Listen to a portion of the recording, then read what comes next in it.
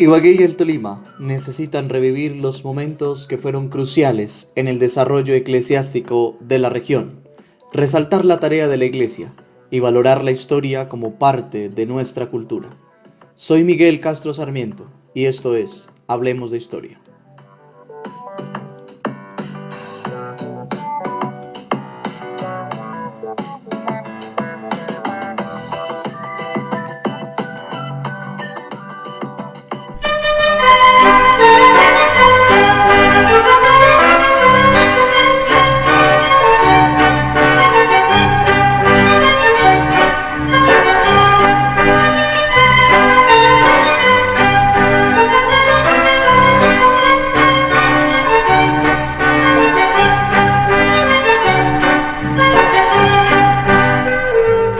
Un saludo para quienes escuchan esta segunda entrega de Hablemos de Historia. Me siento complacido de hacer para ustedes un recorrido de hechos importantes a través del tiempo. En el programa de hoy daremos un vistazo a la vida religiosa en tiempos de la colonia.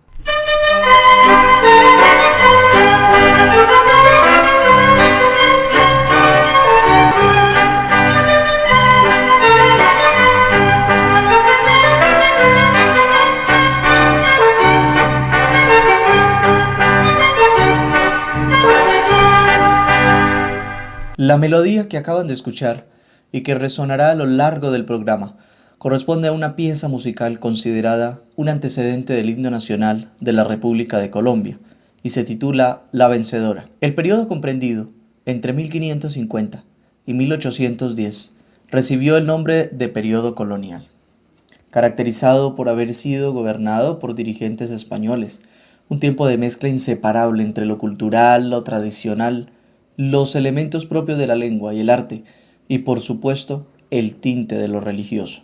Durante este lapso de tiempo, Colombia vivió impregnada por una inmensurable cantidad de tradiciones y herencias culturales provenientes de Europa. Ya mencionando, el aspecto religioso tuvo un papel preponderante en el desarrollo colonial. Además de la fundación de aldeas, ciudades y pueblos pequeños, se construyeron los templos católicos, que poco a poco representaron un emblema para cada terruño. Con la llegada de los españoles, llegaron también órdenes religiosas, cuya única intención era la evangelización de los indígenas y la expansión de la doctrina cristiana católica romana.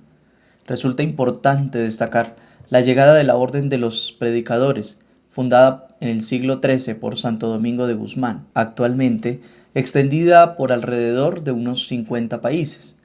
Esta orden figuró como una de las más importantes en la fundación de parroquias, de monasterios, en la administración de escuelas a lo largo y ancho de Colombia. Sin embargo, la Orden de los Predicadores no fue la única. Otras también que se destacan fueron la Compañía de Jesús, fundada por San Ignacio de Loyola en el siglo XVI, y la Orden Franciscana fundada por San Francisco de Asís en el siglo XIII.